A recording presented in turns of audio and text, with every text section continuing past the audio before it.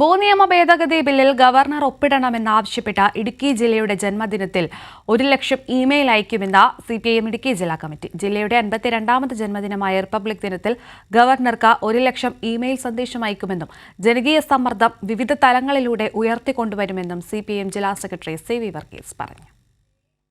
കേരള നിയമസഭ ഏകകണ്ഠമായി പാസാക്കിയ ഭൂനിയമ ഭേദഗതി ബില്ലിൽ ഒപ്പിടണമെന്നാവശ്യപ്പെട്ടാണ് ജില്ലയിൽ നിന്ന് 1 ലക്ഷം ഇമെയിൽ അയക്കുന്നത്.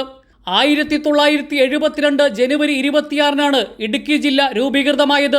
ജില്ല രൂപീകരിക്കുന്നതിനും 12 വർഷം മുമ്പേ 1960-ൽ കൊണ്ടുവന്ന ഭൂനിയമമാണ് ഇടുക്കിയുടെ സ്വതന്ത്രമായ ജനജീവിതത്തിന് തടസ്സമായത്.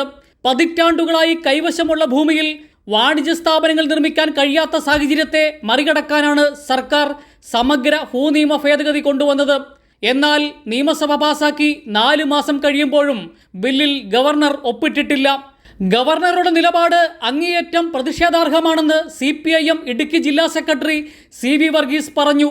ഇടുക്കി ജില്ലയിലെ ജനങ്ങൾ 6.5 പതിറ്റാണ്ട് കാലം ആഗ്രഹിച്ചിരുന്ന ഒരു സ്വപ്നത്തിൻ്റെ സാക്ഷാത്കാരമാണ് 2023 സെപ്റ്റംബർ മാസം 14-ാം തീയതി കേരള സംസ്ഥാന നിയമസഭ ഏകണ്ഠമായി പാസാക്കിയ ഭൂവിനിയോഗ ചട്ട നിയമം.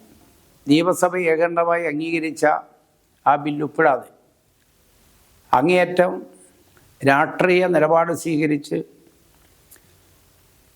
ആ ബില്ലൊപ്പിടാതിരിക്കുന്ന ഗവർണർ നടപടി അങ്ങേയറ്റം പ്രതിഷേധാർഹമാണ്. LDF നേതൃത്വത്തിൽ ഈ കഴിഞ്ഞ 9-ന് ഗവർണറുടെ വസതിയായ രാജ്ഭവനിലേക്ക് മാർച്ച് നടത്തിയിരുന്നു. അന്നേ ദിവസം ഇടുക്കി ജില്ലയിൽ ഹർത്താലും നടത്തി. ബില്ലിൽ ഒപ്പിടാൻ തയ്യാറാകാത്ത ഗവർണറെ ജനവികാരം അറിയിക്കാൻ ജനുവരി 26-ന് 1 ലക്ഷം പേർ ഇമെയിലുകൾ അയക്കും. കൈരളി ന്യൂസ്, ഇടുക്കി.